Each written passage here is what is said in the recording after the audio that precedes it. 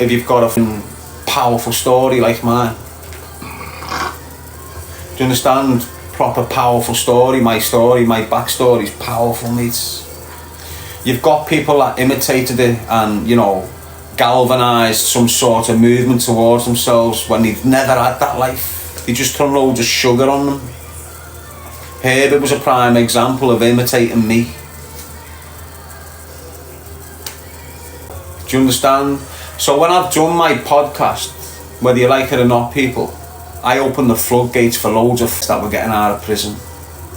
And you're still seeing it now. You're still seeing it now. Loads of helmets getting out of prison, proclaiming to be these big... I've never got onto a podcast and bigged myself up to do with my crime. You know, I don't sit there going, yeah, you know, speaking about it in regret every time. I'm not amplifying the notoriety of the murder. Do you understand? I'm simply educating kids. Don't do crime. Don't go on here. And you look at me, and you look the way I put myself out there, the way I speak to kids on these podcasts, the way I try and educate them, and then go and look at that Marvin Herbert, for example. You know, he's sitting there buzzing that he's managed to go into someone's house and take his watch off his wrist. Yeah, I was involved in, and I'm a gangster, and I'm this, and I'm ganga danga danga danga dang. Shut up, you fake piece of shit. Come and meet me. Do you understand what I'm saying to you? Who would you rather want your kids listening to, mate? Someone that's stuck up Daniel Kinahan's backside all his life? Or someone that's dead against it? And that's basically why it was, you know, that's why. So, you know, I'm putting it into a bad place, me, over this, what's going on in Anfield. You know, I'm in a very, very, very bad place. My mindset is go out with a family, see you later. Do you understand? That was the mindset at this time. Why? Because of the kinahans, because of the cornets, the lambs, the carols, the lows. I'm getting targeted off them, they're picking on my nephews. I'm on licence, I'm in a catch-22, they're trying to shoot me dead. I know it's the kinahans, I'm not stupid. So I'm screaming about the kinahans. Not yet. I'm screaming lightly about them at the moment. And then I go on a podcast with English. And at this point, I don't know English is connected to the Kinahans or MTK Global in any way at all. I just know he's a podcaster, had a message, load of people have been getting onto him to interview me. I've agreed to it. Went and done this interview with him, not understanding anything about him. Trusted him, believed everything he was saying. Done the interview with him, and it went to 1.3 million views within 10 weeks. Couple of 100,000 subscribers for him in the first month. Do you understand?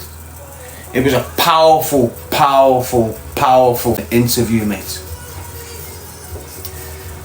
Because of that interview, loads of people just started latching on. They seen the numbers, they seen the figures, they seen the clicks, the subscriptions going up and everything was touching when it came to social media.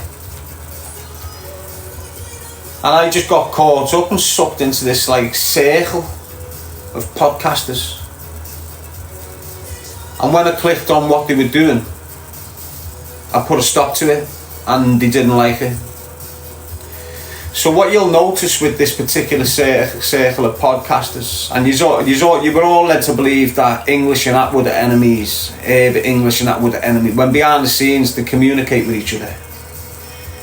You know, they're keeping each other's platforms open while they're shutting me down. What they'll do, what you'll notice is, he'll do a podcast with the kid. Then you'll see him on his mate's podcast, then you'll see him on his mate's podcast, then you'll see him on his mate's podcast, then you'll see him on his mate's podcast, then his mate's podcast, and then you don't see him again. You don't see them again. Where are yous? You got used by these and off. And what these will tell you is, why don't you start your own podcast? This is what they tell you. And then when you start your own podcast, they hate on you because you're flying. So I do the first podcast with English, not knowing anything about him. He's promising me he's got some people who's going to do me a book deal. I'm fresh in this. He's putting all these things in places in the first 10 weeks. Book deal. This. People are contacting me from Scotland who know James English, trying to get me to sign. So James English knows I need dough, because I'm telling him. I'm skint I need dough. This is what's going on. Within 6 weeks or so, and he had some helmet. Not even 6 weeks, 2 weeks.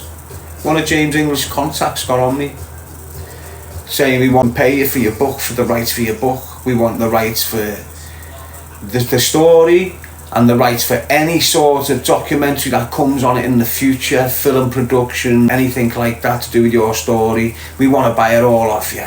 Sent a 10-page contract across. I haven't got a clue. And said we'll give you 1,500 quid. I knew for a fact my story's worth more than 15 ton. Do you understand what I'm saying? Yeah, Shine Brian, Diamond Art, hope you well, mate. And it is what it is. It is what it is, mate. Because I've had this trouble with the kinahans before the first podcast's out there. Now I start screaming about the kinahans between the first and the second podcast. Now I didn't know at that time that the Kinahan and NTK Global are trying their hardest to rejig Daniel Kinahan's reputation. They're trying to distance him from being part of an organised crime group to being a sports personality, a boxing promoter. And he wanted to clear his image. And what he done, he paid a load of anchors and he paid a load of his boxers to go on these anchors podcasts, so these boxers and these fight people could big up Daniel Kinahan. Daniel's not like this, Daniel's helped me, Daniel's done this for me, Daniel's da-da-da. And this was all staged to push out that Daniel Kinahan is a respectful family man who didn't participate in that his family got into. Now when they're trying to push this out, I'm now screaming how Daniel Kinahan's tried to kill me. You need to understand the dynamics here. And I'm being vocal on a regular occurrence on my Instagram every night about Daniel Kinahan. Not understanding that James English is training at NTK Global Scotland with all these Kinahan people that they mix with and shit from Scotland. This James English is training at NTK Global's boxing gym in Scotland. Now I'm here writing NTK Global off on a regular basis, but he's still communicating me like a rat. So I'm still going in for a second podcast with this James English. And I'm screaming and exposing the Kinahans before any Panorama documentary. Because on the 18th of March 2018 they tried to get me shot. They played a part in getting me killed. So I started screaming about them. Herbie starts popping up now.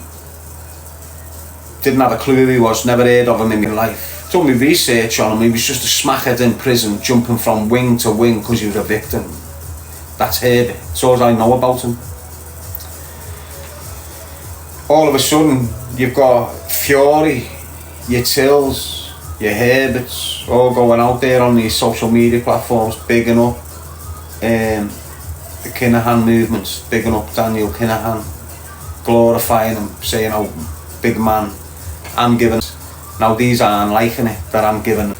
So the people that are being, sponsored or influenced or given fights or put on cards or signed by this or whatever, they're all, I'm contradicting everything they're saying. So now they're hating on me and they're trying their hardest to now silence me and quieten me down. Because Daniel Kinahan's trying to achieve himself. If he would have got away with it, he wouldn't be on his toes now, Daniel Kinahan. He'd be sitting next to Frank Warren. He'd be sitting on your tellies next to Frank Warren, like some big sports personality that's never killed loads of kids in Ireland, never supplied the guns that's killed loads of kids on the streets of Liverpool. Do you understand what I'm saying? So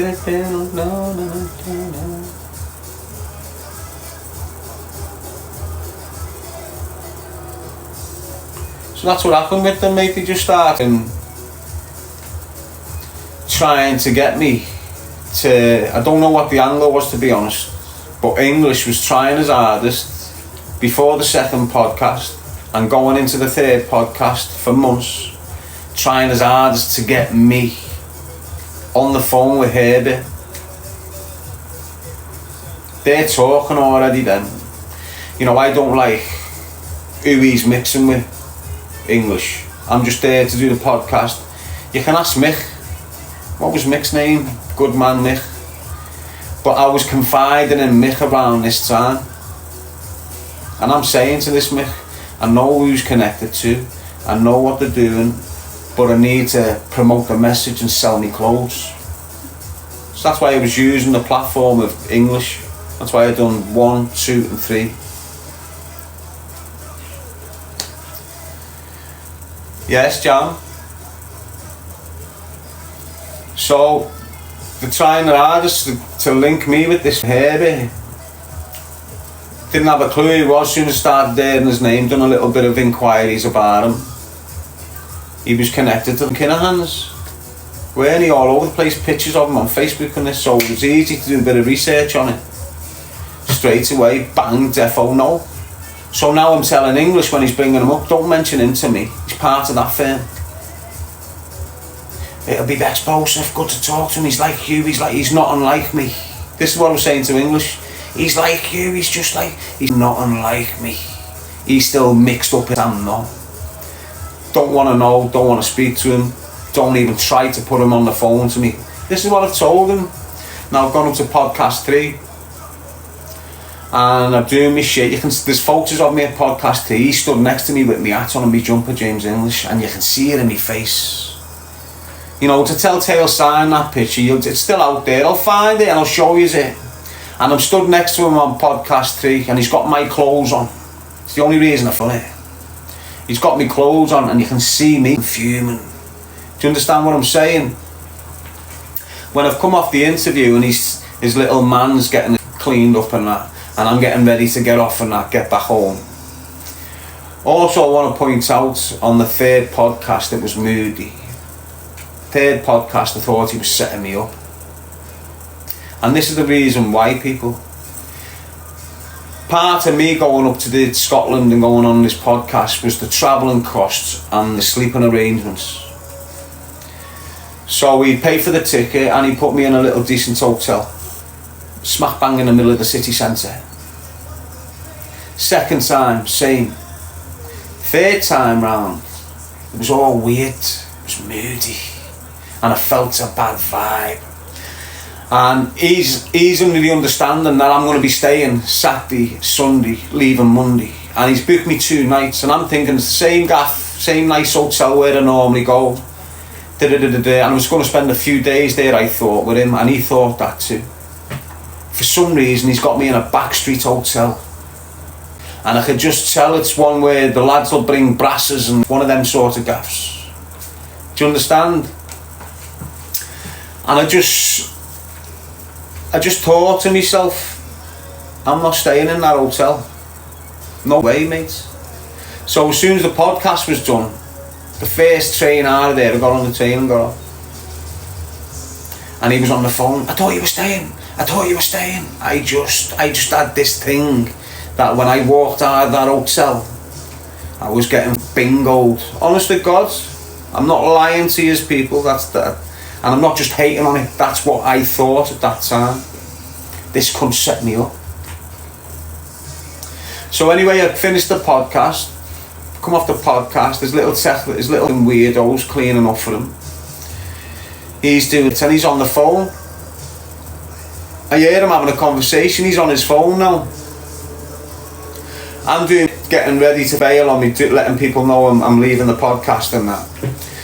And he just comes over and puts the phone to me ear. He doesn't say nothing, he just goes bang, he adds at him, and I've as he's putting the phone to me ear, I've grabbed it. Do you understand what I'm saying? And it's the Herbie. I've told him, don't want to speak to him, don't want to engage with him. He's in with that firm, you know, Put him on the phone to me. What's happening, Darren, lad? When are you doing my podcast with me? I said, I'm not. Who's told you I am? I'm starting a podcast up. When it's up, I'll get you on mine. And that was it. Give him the phone back. From that moment on, during that interaction with English, because he's seen the numbers, because he's seen the people watching and all the money he was going to make on the back of the viewings like this, he started asking me to participate in a multitude of things. Content. He wanted me to participate on his platform in certain things because he understand the pull I was getting, right? So he asked me to do a Christmas special, and he wanted me to do an interview with a prison officer called Samworth. And I said to him, yeah, okay, this is around the first podcast 1. I've said, yes, Darren, and I'll do that with you, mate. Then he's also said, I've also got this thing that I'm doing. And he pumped it out there with me face on. As soon as I said, yeah, bang, he's putting posts out, bam, Christmas interview, Darren and prison officer. And then he's asked me to do this other thing where five podcasters, we're all going to go to this retreat somewhere in Spain, in Marbella. I know, I was on the phone. And he was, we were all going to go there and do this DMT ayahuasca thing. And he was going to get it all recorded and all documented. And he made me the focal point of his advertisements and his promotion for it.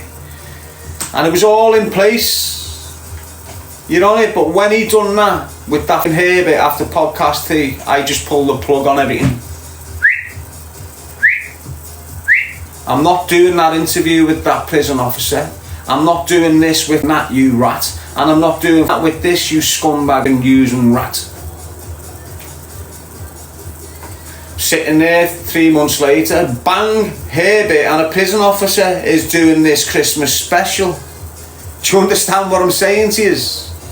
I weren't asked. It just proved the point.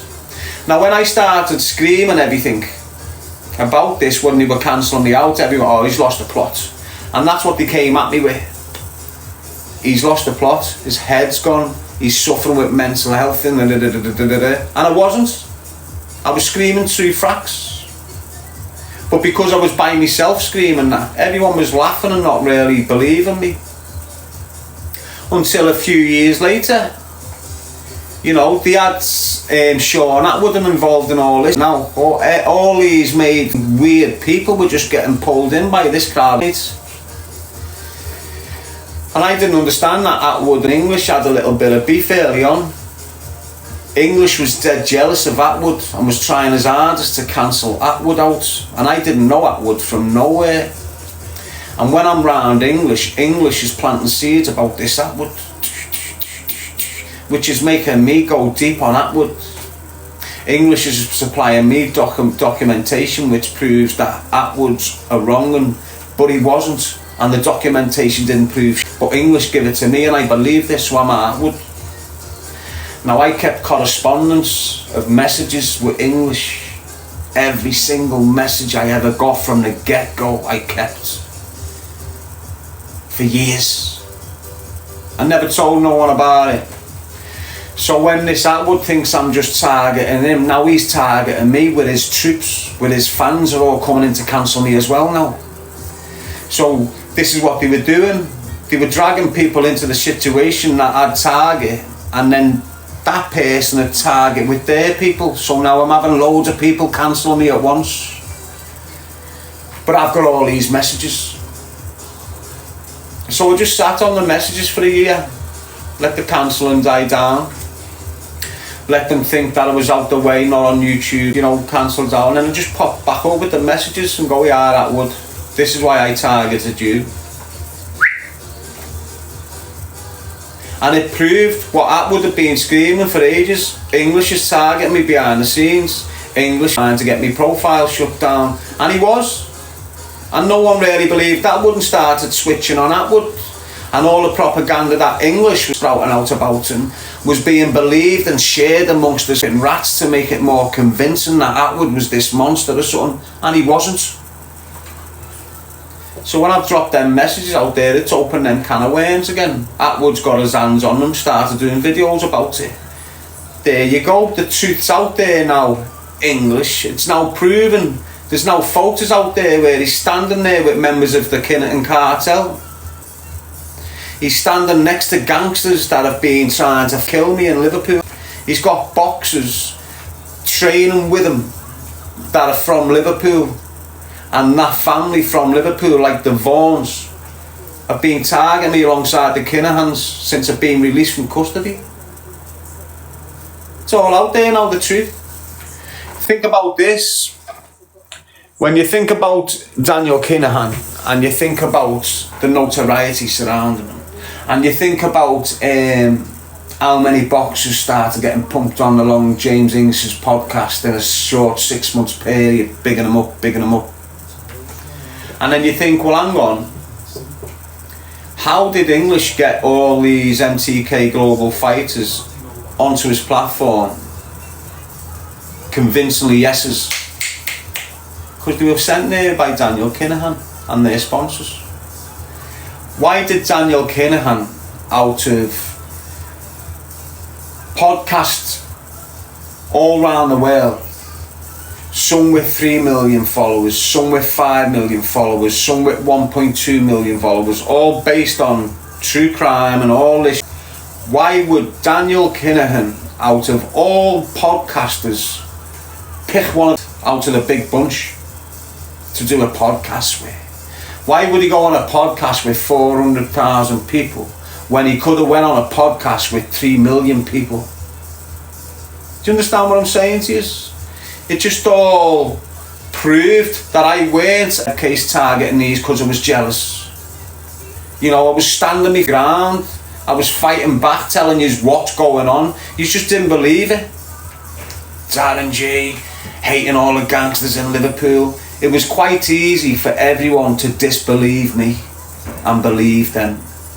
You know, there's a few of them established in that area, got the numbers, and then you've got me, who was getting energy sucked out of them by them, and then refused to participate in it, and then got cancelled. Well, I never got cancelled, I just got kicked off YouTube. The main thing it done was hindered the message, choose a life, not a knife, because when they were coming at me, they weren't coming at me. They were targeting the message that I was screaming about.